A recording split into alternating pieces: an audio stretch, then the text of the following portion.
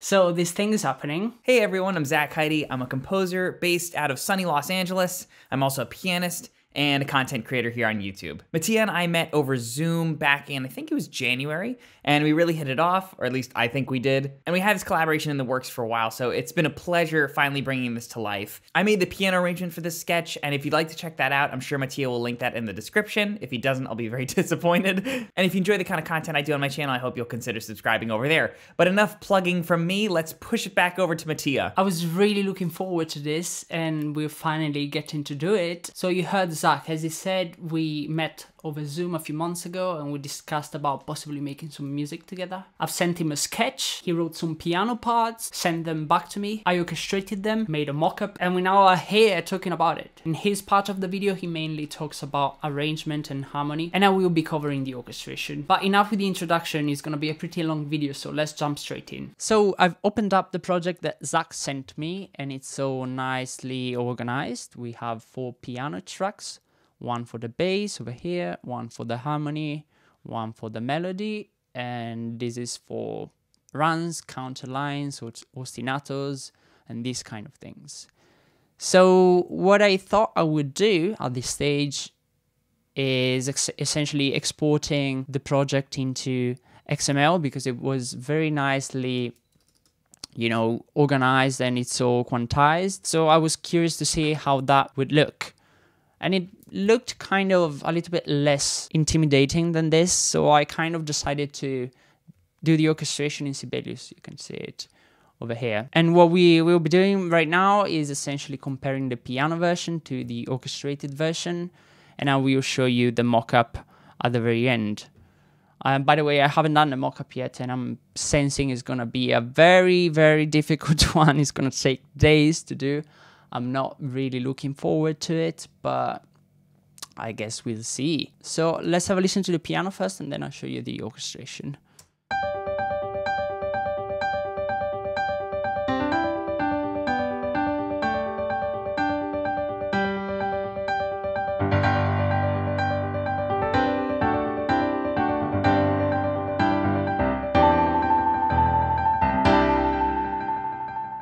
What we have over here on the right is essentially what I originally sent over to Zach for him to create the parts, and you can see a bit of the melody and the harmony. It's a more reduced version essentially of the piano bits that I just played for you. And of course Zach made some changes as well, because this is mostly a sketch really. It wasn't meant to be like a definitive version. And so yeah, let's have a listen to the orchestration.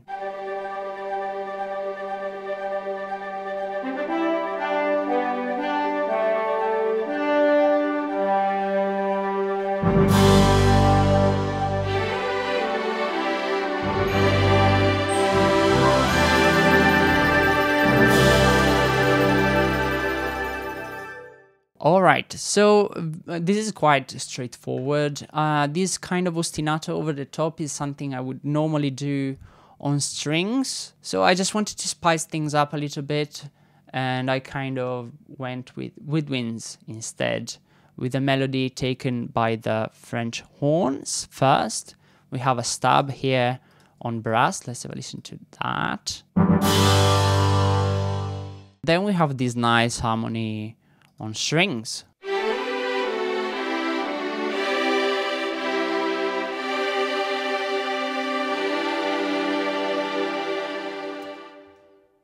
So it's quite straightforward at the moment. I think there isn't much to talk about.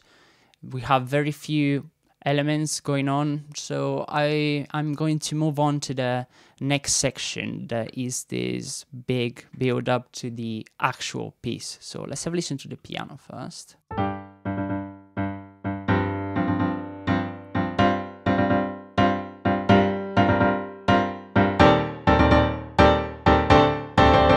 What I've done for the orchestration is I've kind of given it to strings and other instruments as well, coming in at different places, compensating for the divising, because obviously when you divide the strings you have half the number of the players, so it can kind of help to just, you know, put somebody else on that note as well. So that's essentially what I did.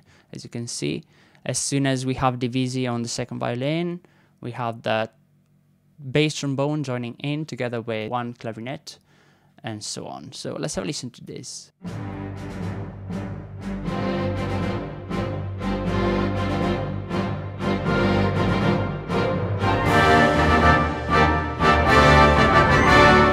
And after this, we have the actual piece starting.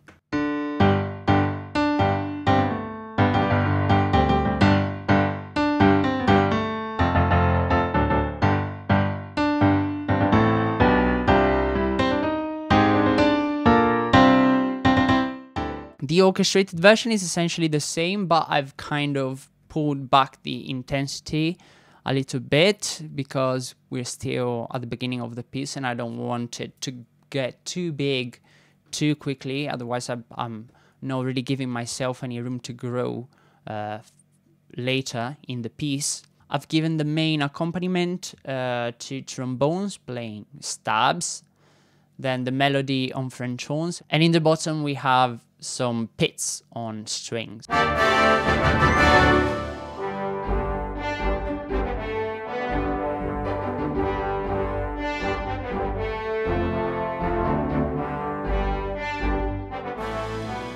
Let's isolate the accompaniment for a second so you can hear what is happening.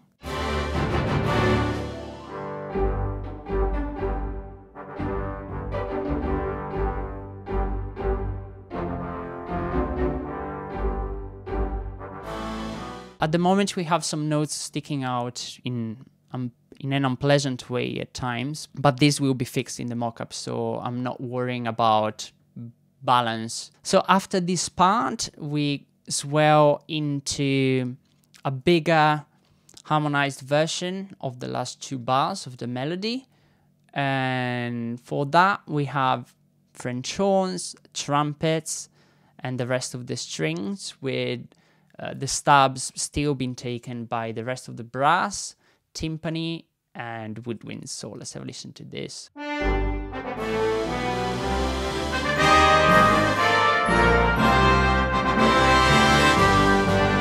Here's what the strings sound like.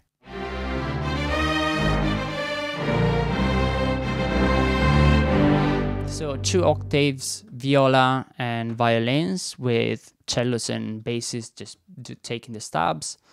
Let's have a listen to the brass. Woodwinds.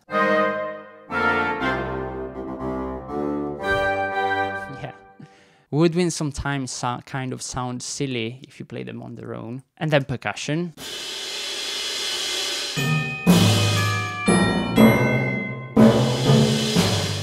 Let's move on to the piano.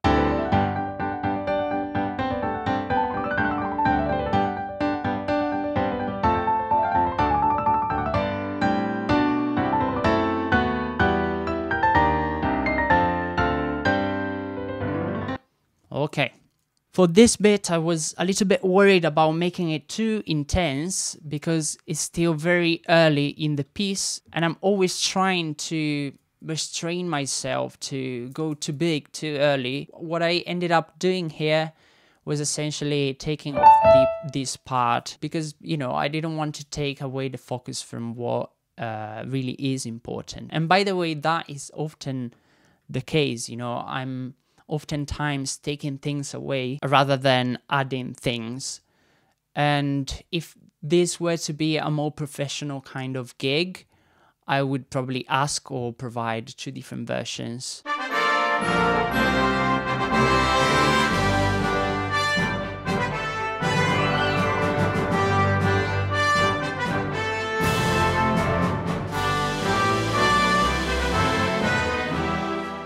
So we have a few things going on. We have the melody on French horns and trumpets, with the rest of the brass taking the stabs just like before.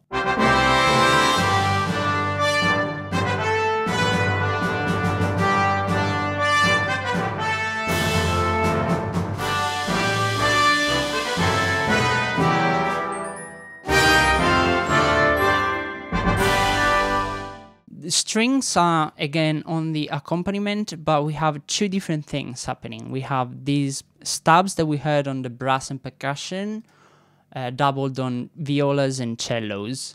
We also have some violins playing this kind of rhythm that fills in the gap in between the stabs. So let's have a listen to this.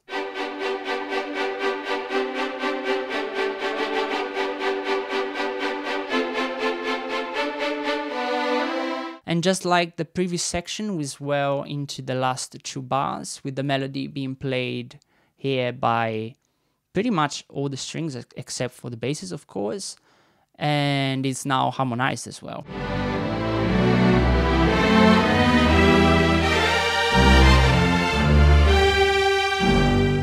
And the woodwinds are basically doing just some octave doublings, and we have a run over here on bar 27, and they then join in on the melody at the very end.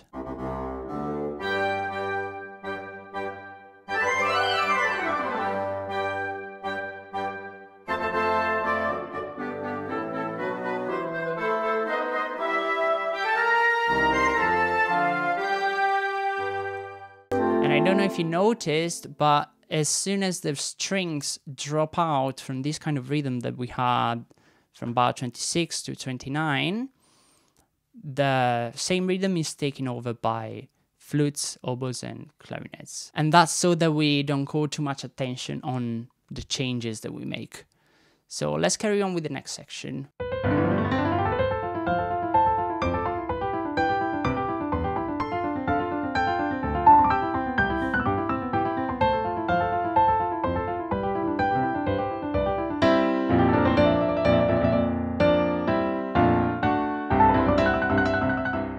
So the orchestration is pretty much the same. I didn't really change anything here. I just moved it down an octave because the moment I heard the piano version, my ear went immediately to the little counterline kind of thing, and that had to be flutes.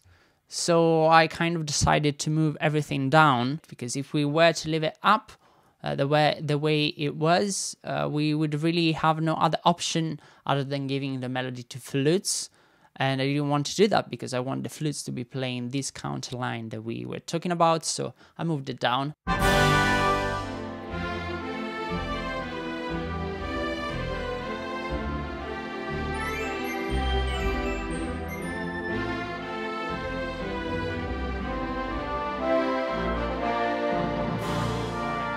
The harmony was sounding a little bit too vague at this point because nobody's playing the chords.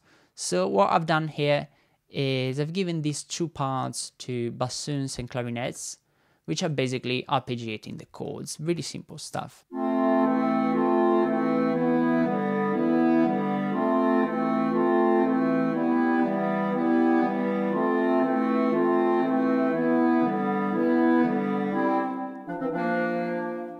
Really simple, and then the rest of the accompaniment is just basically basses and violas. Let's have a listen to those.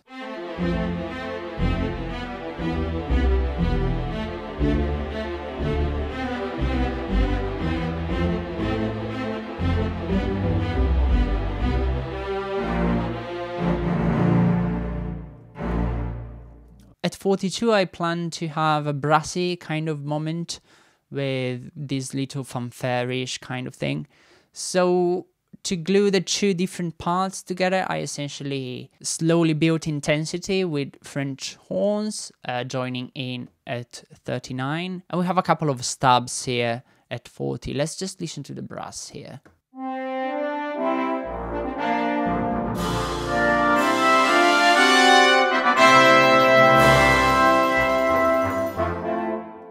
And a tiny difference here between the orchestrated version and the piano version is that I've taken away the little trill that we had over here on the first, crescendo. And I'm kind of trying to follow the same philosophy as before, save things for later, and if you do something cool, only do it once. All right, and what's happening here in the strings are basically doubling the brass in octaves, and we have this cool little bass part, which is essentially leading into the following section, which is a repeat of what we just did.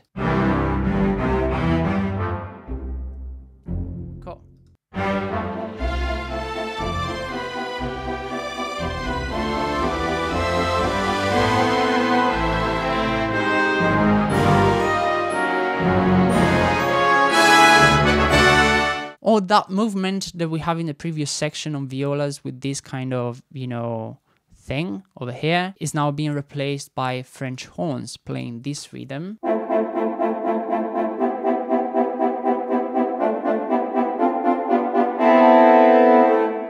Violin 1 and violin 2 are now playing in octaves rather than being in unison, and we have this little counter line here played by violas, tremolos, and this line at the end is harmonized.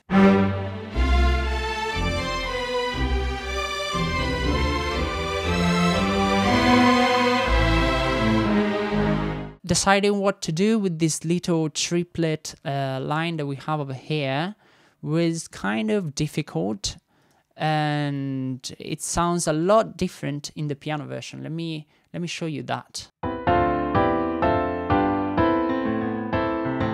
In my version it's a little bit softer, and I suspect it's because of the transients of the instrument. Piano is quite a bit more percussive.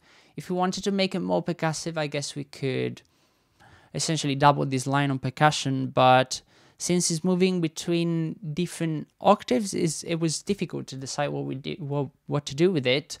So what I did was essentially dovetailing between violas and cellos, and same thing here between clarinets and bassoons. Let's have a listen to this too. I'm still not super happy about this, and this might be something I will be changing when I'm doing the mockup. Following this part, we have some real brassy moments again.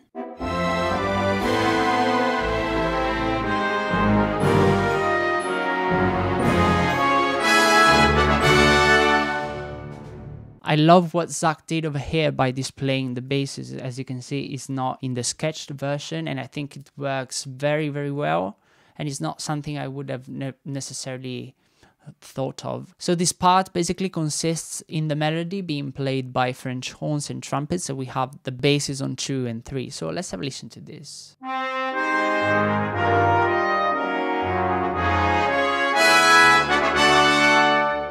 And they swell into a big kind of fanfare, just like before at the very end. So that is doubled on woodwinds.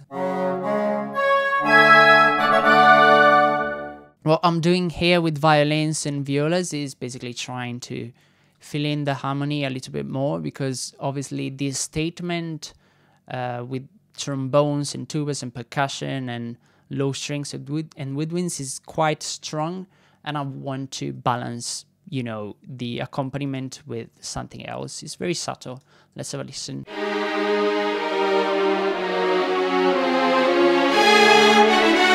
And of course, everybody plays the melody together in harmony on the last bar. So the following section is essentially a repeat of what we had at the beginning, with a big build up before we went to, you know, the actual melody of the piece. So let's have a listen to that.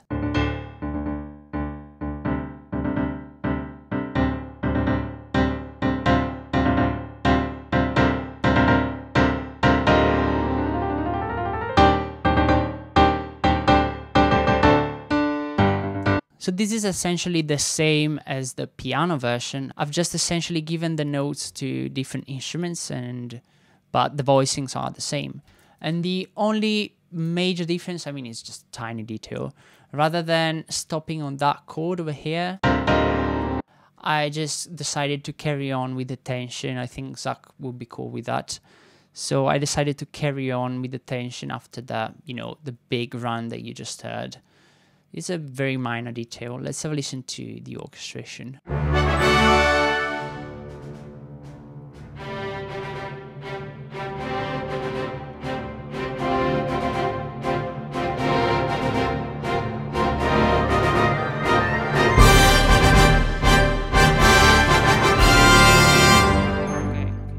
This sounds a little bit weird, but this will be taken care of when I'm doing the mock-up, hopefully. I decided to build a little bit more tension with a timpani roll and a bass drum roll, which is not written here, but we will add it later on. You see, I'm still making changes to the orchestration. And of course, we have a big run on on, you know, woodwinds. Let's have a listen to that. I'm basically applying the very same concept we talked about before. Whenever I'm dividing something on the strings, I'm kind of adding something else to, you know, make up for having less players. That's pretty much it. I think it's quite straightforward. So let's move on to the next part.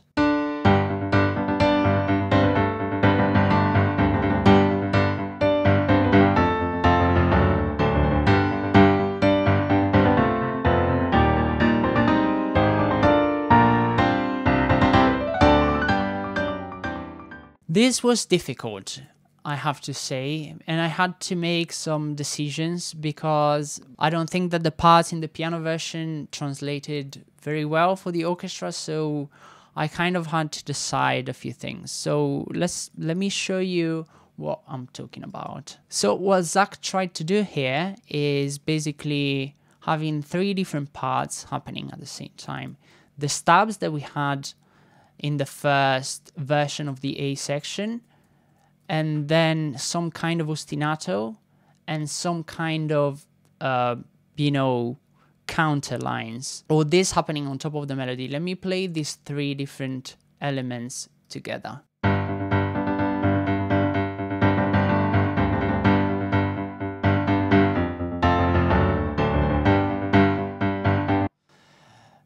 This could potentially work, I think, if we had a lot more players, and I kind of had to compromise a little bit because I didn't want to lose clarity in the orchestration. So what I ended up doing in the end was essentially merging the counter melody bits with the stabs, and I kind of got rid of this, you know, rhythmic ostinato that you can see over here. So let's have a listen to my version.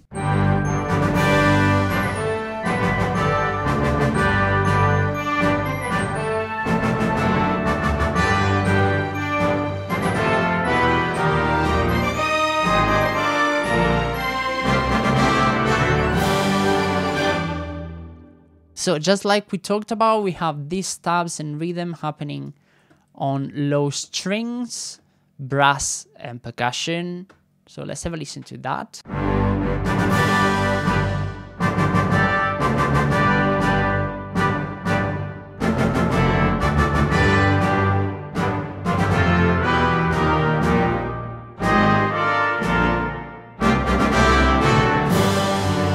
Okay.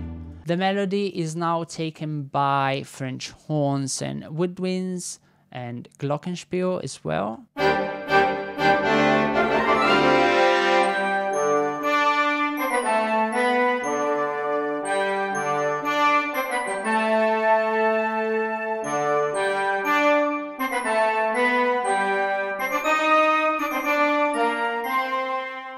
And on top of all that, we have this high tremolo on violins, but I think I might take it away when I'm doing the mockup. It's also incredibly loud because I kind of forgot to put the correct dynamic marking. So there you go. And just like every other part we looked at, on the very last 2 bars, we have the melody being doubled or harmonized by strings and woodwinds. So let's move on to the next part.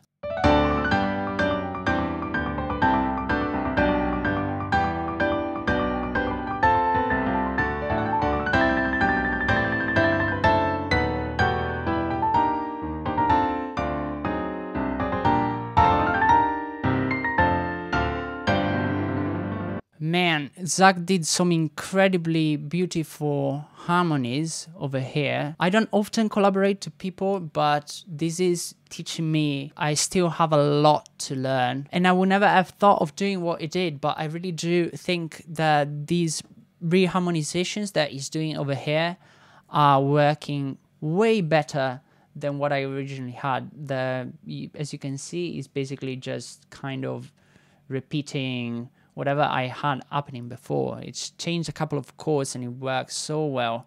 So let's have a listen to this.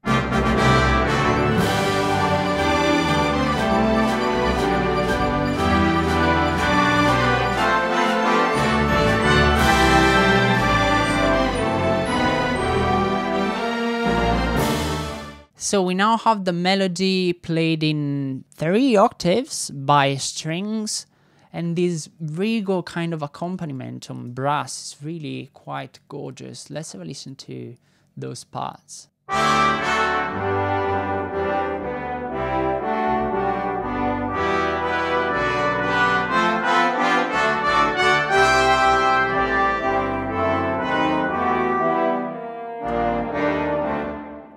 And what's happening here in the woodwinds is essentially the very same thing that we had at the beginning, if you can remember. So yeah, same part. Let's have a listen.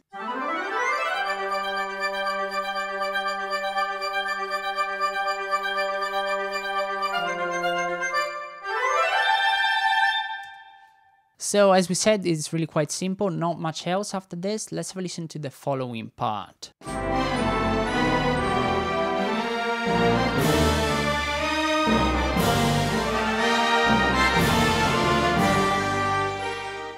So basically this is the same orchestration that happened before, with brass and percussion accenting beat 2 and 3, and the rest of the orchestra here is on the melody, which is very big, played by strings, French horns, only 2 French horns. This is quite unusual, I never do this, but it kind of works here. And then woodwinds. And I'm kind of saving the flutes for this run that is happening later.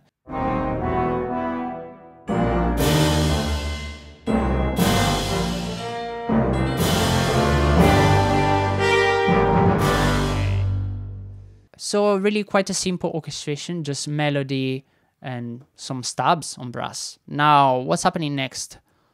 Oh, I remember this part. This part was fun. So let's have a listen to that.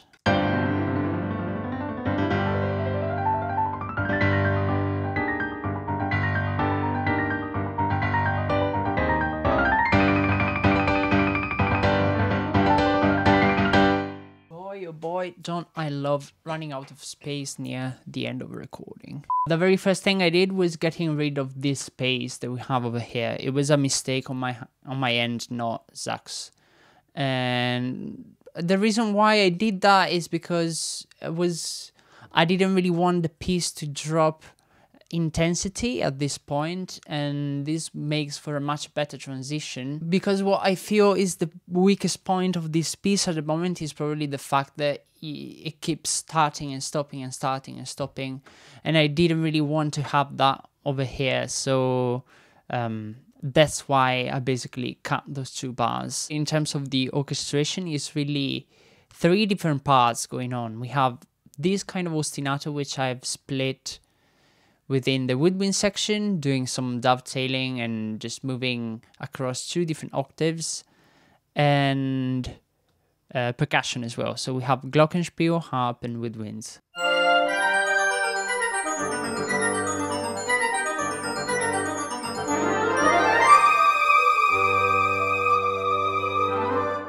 And then in the bottom end, we have some stabs with low string, brass, woodwinds, and percussion, just like the rest of the piece.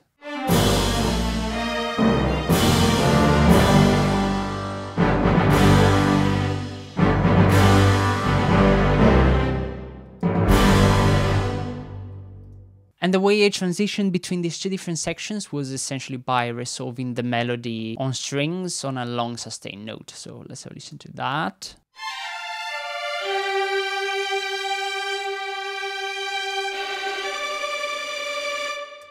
I have some more transition material here on the woodwinds, just for a couple of beats, and trumpets. And on top of all this, we have some interesting stuff on brass, really doing some polychords.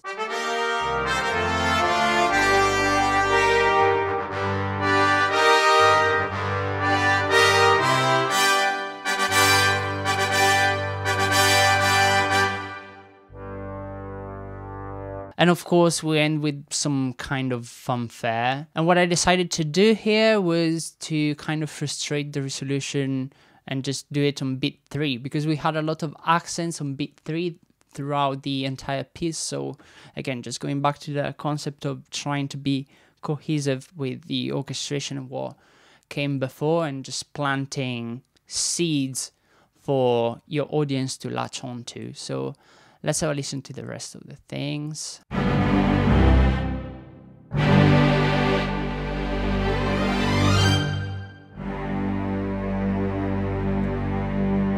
And on top of what I just played, we have a trio on woodwinds, and it's a minor second trio. I think it's really, really cool.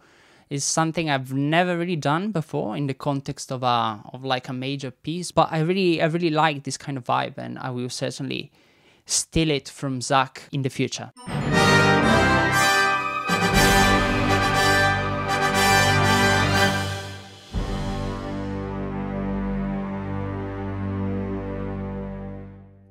So this was the first pass on the piece. When I'm making the mockup, I will likely make a few changes, probably just a few details here and there in the voicings, and maybe work on connecting material and trying to better connect different sections together. Most of the work was already done here, and I'll try to not make too many changes.